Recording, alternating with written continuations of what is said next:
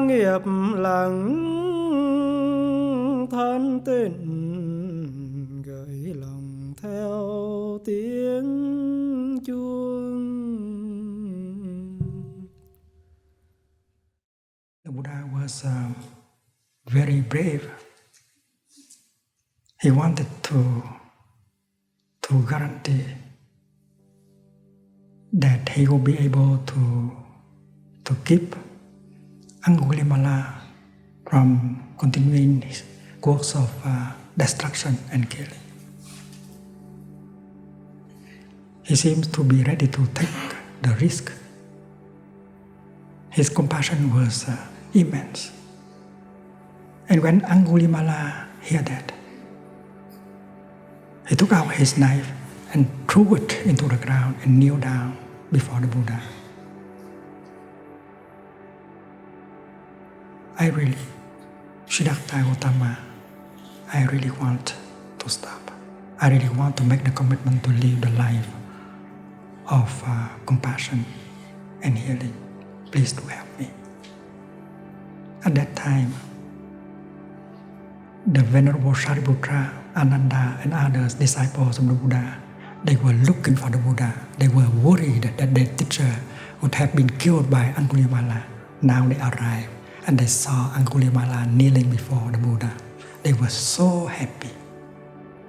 The Buddha gave the suggestion to Shariputra, his senior disciple, to organize a ceremony of ordination right on the spot, to shave the head of Angulimala and to put a monk robe on him.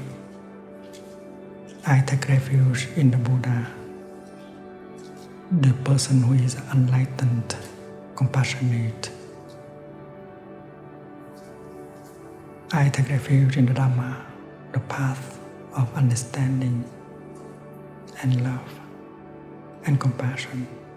I take refuge in the Sangha, the community that practice according to the path of compassion and understanding. And then Shariputra and other monks were given the order to escort Angulimala, the new monk, back to the monastery and keep him there and gave him instruction as how to practice breathing, sitting, walking. And his fellow monks will bring the food every day home to him and did not have to go out for the alms round like other monks. And after the monks were gone with Angulimala, the Buddha continued his alms round. What happened is that from that day on, Angulimala became the most diligent monk in the community. He really devoted all his time, energy into the practice of transformation and healing. He was ready to receive the teaching and put it into practice with all his might, all his whole person. And he was able to transform his anger and his violence so quickly. It was like a miracle. And his brother monks was very surprised. So they gave him a Dhamma name, a very beautiful Dhamma name, Avihimsaka. You know that ahimsa is non-violence. And the new monk, the newly ordained monk, obtained that Dhamma name. The bhikshu with the name non-violence. He practiced so well that he became a model for other monks. He turned 180 degrees. And he was committed to the practice with all his life, because he knew that he had caused a lot of suffering. He had caused a lot of damage to society, to family, and all. 3 months after that, he was allowed to join Buddha to go to Shravasti for the first alms round. because the Buddha knew that now he is an authentic monk and he can join other monks safely to practice begging in the city. When the Buddha and about 20 monks who accompanied him for the alms crowd arrived at the gate of the city, they were surprised to see that the king of Kosala, Prasenajit, was in military uniform and he's conducting many units in the army ready to go somewhere to fight some kind of war. And when the king Prasenajit saw the Buddha, well, he got down from his horse. He bowed to the Buddha because he was a friend of the Buddha and he was a disciple of the Buddha. And the Buddha said, "Great king, what happened? Why do you have to use so many army units? Is there a war in the frontier that you have to fight?"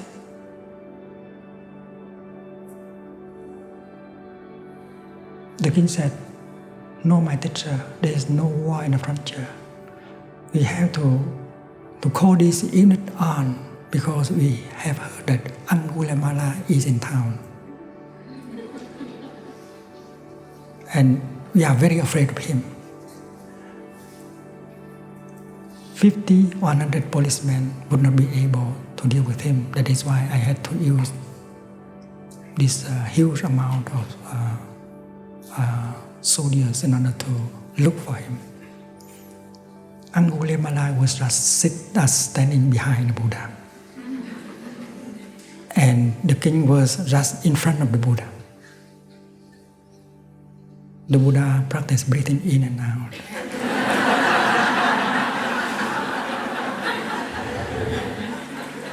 And calmly he told the king, "Great king, what could you do?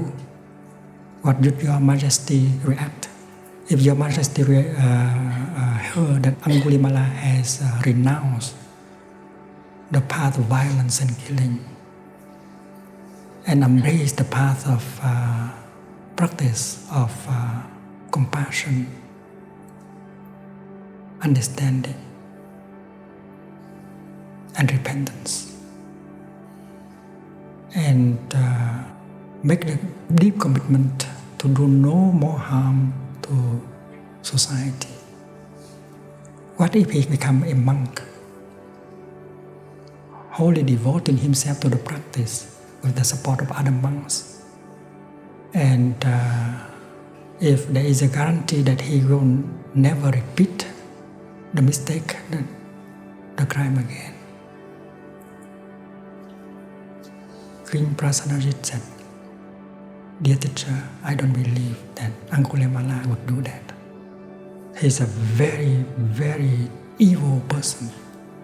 A lot of hate, or a lot of anger, a lot of violence in him. He could not take the path of practice. I cannot imagine him becoming a bhikshu like you." The Buddha said, "Great king, he has embraced the new path. With our help, he has taken the vow to renounce to the path of violence. He has now become a monk, practicing very well, and his name now is monk non-violence, very much respected by his brothers. If your majesty hear about that, would your majesty continue to think that he should be put in prison or hanged? Or would your majesty give him a chance in order to practice compassion, in order to transform himself, in order to repay the mistakes he have done in the past? Would his majesty give him a chance for transformation and service?" And the king said that, well, if really Angulimala wants to embrace the path of compassion and make the vow to practice the path of non-violence and renounce the path of killing. And not only I will not kill him, put him into jail, but I will offer him food, shelter, and medicine as I used to offer to all other bhikshus. And then the Buddha stepped to the right and pointed to Angulimala and said, Majesty, this is Angulimala. All the hair and the head of the king stood up. And he made a step, jumping back.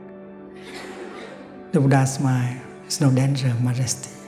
Angulimala now is very, very gentle. He's one of the most gentle, non-violent person in our community. Please don't be afraid of him. He is in very good hands that take care of him. So with that reassurance of the Buddha, the king stepped up, make one step ahead, and make a bow to Angulimala and ask him about his origin, the name of his father, that is the name of his mother. And with respectful and gentle speech, Angulimala answered every question of the king as a respected humble monk. And the king said, Venerable Avihimsaka, do you need anything in terms of medicine, food or shelter? And the Venerable Angulimala said, No, great king. My brothers in the Dharma have provided me with everything. I thank your Majesty for your concern, but we are okay now.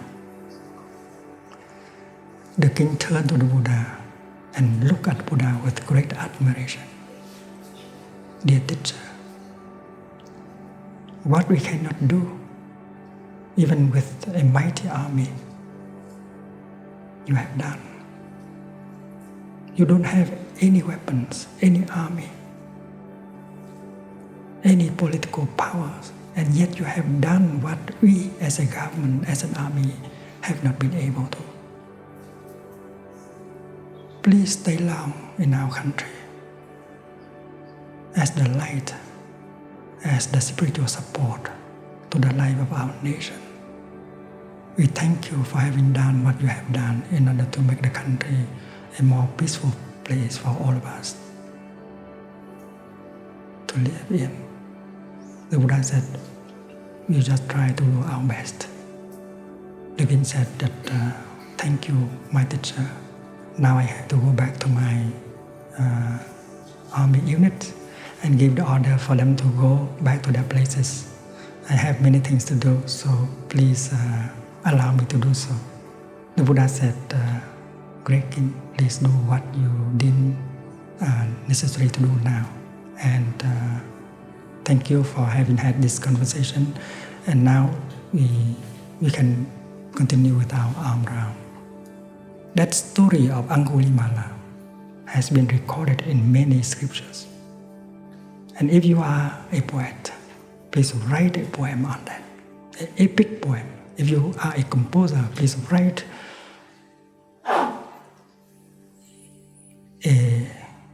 a piece of epic music on that,